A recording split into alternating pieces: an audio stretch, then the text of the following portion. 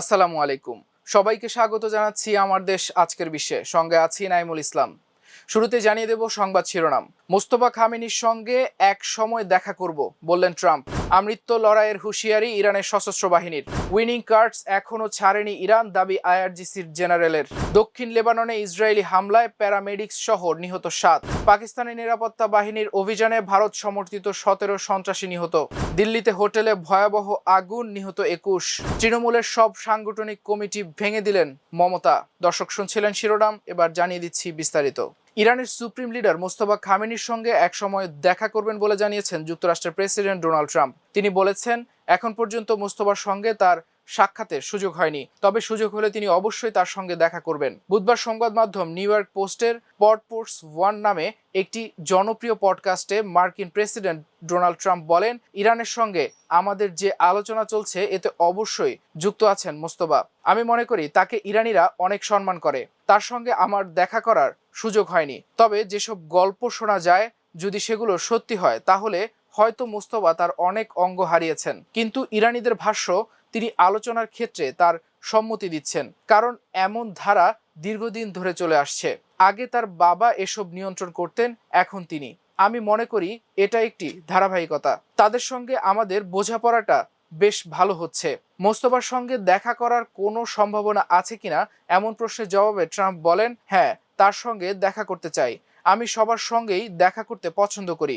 আমি মোস্তফার সঙ্গেও দেখা করতে চাই। সম্ভবত কোনো এক সময় হয়তো তার সঙ্গে দেখা করব। তবে সবকিছু নির্ভর করছে চুক্তি ও আলোচনা কিভাবে হচ্ছে। ইসলামিক বিপ্লবকে যুক্তরাষ্ট্র ও ইসরায়েলের আগ্রাসন থেকে রক্ষায় আমৃত্যু লড়াইয়ের হুঁশিয়ারি দিয়েছেন ইরানের সশস্ত্র বাহিনী।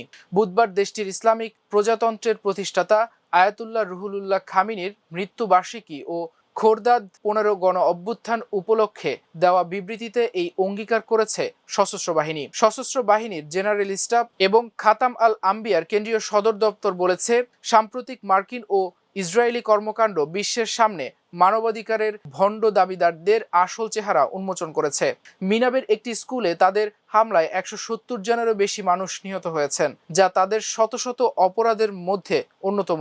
বিবৃতিতে আরও বলা হয়েছে, ইরান হুমকি ও আগ্রাসনের মুখে পিছু হটবে না। সশস্ত্র বাহিনী ইসলামী বিপ্লবের আদর্শকে আমৃত্যু রক্ষা করবে। যুক্তরাষ্ট্র এবং ইসরায়েলের আত্মসমর্পণ করা ছাড়া আর কোনো উপায় থাকবে না। ইরান এখনও উইনিং কার্ড প্রকাশ করেনি বলে শত্রুদের সতর্ক করেছে দেশটির খাতাম আল আম্বিয়ার সেন্ট্রাল হেডকোয়ার্টার্সের deputy inspector brigadier general Mohammad Jafar Asadi. তিনি জানান, শত্রুদের সঙ্গে সম্ভাব্য যে কোনো সংঘাতের জন্য প্রস্তুত রয়েছে তেহরান। পশ্চিমা গণমাধ্যম ও মার্কিন কর্মকর্তাদের ইরানের প্রতিরক্ষা সক্ষমতা নিয়ে সাম্প্রতিক মন্তব্যের জবাবে এক সাক্ষাৎকারে এ কথা বলেন তিনি। দেশটিতে সশস্ত্র বাহিনীর এই জ্যেষ্ঠ কর্মকর্তা বলেন, আমরা বহুবার বলেছি আমাদের সব তুরুপের তাস এখনো প্রকাশ করা হয়নি। প্রয়োজন হলে ব্যবহার করার জন্য আরও অনেক তাস রয়েছে। ইরানের প্রতিরক্ষা শিল্প সম্পর্কে তিনি দাবি করেন, বর্তমানে সামরিক সরঞ্জাম উৎপাদন এবং সশস্ত্র বাহিনীকে সহায়তার জন্য ব্যবহৃত স্থাপনাগুলো শত্রুদের দৃষ্টির সম্পূর্ণ বাইরে রয়েছে। তিনি বলেন, আমাদের সামরিক উৎপাদন কেন্দ্রগুলো কোথায় অবস্থিত সে সম্পর্কে শত্রুদের কোনো ধারণা নেই। তাই প্রতিরক্ষা উৎপাদনের ক্ষেত্রে আমাদের অবস্থা সন্তোষজনক। জেনারেল আসাদি আরও বলেন, আমাদের সশস্ত্র বাহিনীর পারমাণবিক বোমার প্রয়োজন নেই। আমাদের চূড়ান্ত অস্ত্র এবং পারমাণবিক বোমা হলো জনগণ নিজেরাই। ন্যাটো ও পশ্চিমা দেশগুলোর হুমকির প্রসঙ্গ তুলে ধরে তিনি বলেন, ইসলামী বিপ্লবের বিজয়ের পর থেকেই যুক্তরাষ্ট্র ও তার মিত্ররা ইরানের বিরুদ্ধে অবস্থান নিয়েছে। তার দাবি, 8 বছরের যুদ্ধেও যখন সাবেক সোভিয়েত ইউনিয়নও জড়িত ছিল তখন তারা সফলতা অর্জন করতে পারেনি। এখন যদি তারা ইসলামী প্রজাতন্ত্র ইরানের বিরুদ্ধে কোনো পদক্ষেপ নেয় তাহলে পরাজয়ের মুখোমুখি হবে। দক্ষিণ লেবাননে ইসরায়েলের ধারাবাহিক হামলায় একজন প্যারামেডিক্স সহ অন্তত 7 জন নিহত হয়েছেন। এছাড়া বিভিন্ন হামলায় আহত হয়েছেন আরও বহু মানুষ। লেবাননের সিভিল ডিফেন্স সংস্থা জানিয়েছে, টাইর জেলায় আল হাউস এলাকায় ইসরায়েলি ড্রোনের 2টি পৃথক হামলায় 6 জন নিহত হয়েছেন।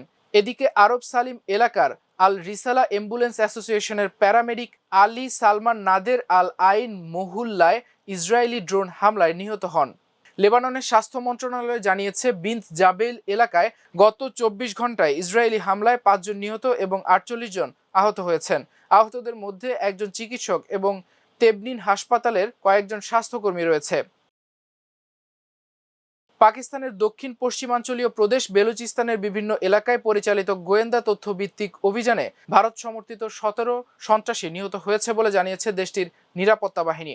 মঙ্গলবার আন্তঃবাহিনীর জনসংযোগ দপ্তর আইএসপিআর এক বিবৃতিতে জানায়, গত 24 মে কোয়েটার যাত্রীবাহী ট্রেনে আত্মঘাতী বোমা হামলার পর সেনাবাহিনী ও আইনশৃঙ্খলা বাহিনী মাসতুং, নুশকি, জেহরি, খুজদার এবং কেস জেলায় ধারাবাহিক অভিযান পরিচালনা করে।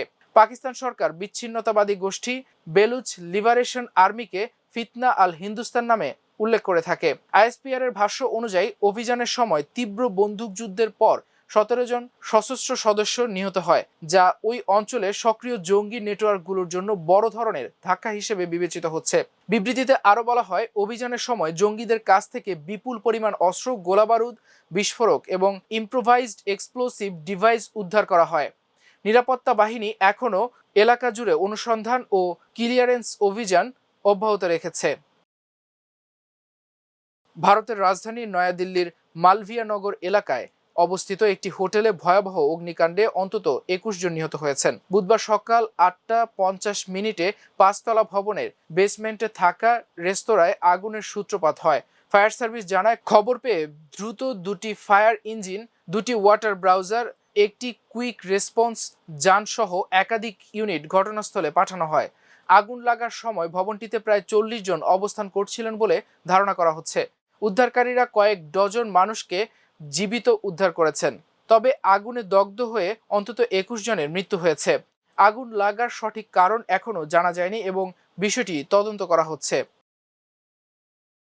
পশ্চিমবঙ্গের রাজনীতিতে নতুন করে আলোচনার জন্ম দিয়েছে তৃণমূল কংগ্রেসের বড় সাংগঠনিক সিদ্ধান্ত।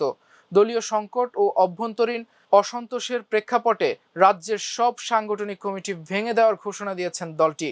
একই সঙ্গে সংগঠনকে নতুনভাবে ঢেলে সাজাতে আত্মসমালোচনা, কর্ম মূল্যায়ন এবং সাংগঠনিক পর্যালোচনার উদ্যোগ নেওয়া হয়েছে। বুধবার দলীয় নেতৃত্ব জানায়, পশ্চিমবঙ্গে তৃণমূল কংগ্রেসের সব স্তরের কমিটি এবং এর সহযোগী ও শাখা সংগঠনগুলোর কমিটি অবিলম্বে বিলুপ্ত করা হচ্ছে। পর্যালোচনা কার্যক্রম শেষ হওয়ার পর নতুন সাংগঠনিক কমিটি ঘোষণা করা হবে। দলীয় সূত্রগুলো জানিয়েছে, জেলা থেকে বুথ পর্যায় পর্যন্ত পুরো সংগঠন নতুনভাবে পুনর্গঠন করা হবে। মাঠ পর্যায়ে কারা সক্রিয় ছিলেন, কারা দায়িত্ব পালনে ব্যর্থ হয়েছেন এবং কোথায় কোথায় সাংগঠনিক ঘাটতি রয়েছে সে বিষয়ে বিস্তারিতভাবে মূল্যায়ন করা হবে। দর্শক, এ ছিল আমার দেশ আজকের বিশ্বে। এতক্ষণ সঙ্গে থাকার জন্য অশেষ কৃতজ্ঞতা। আল্লাহ হাফেজ।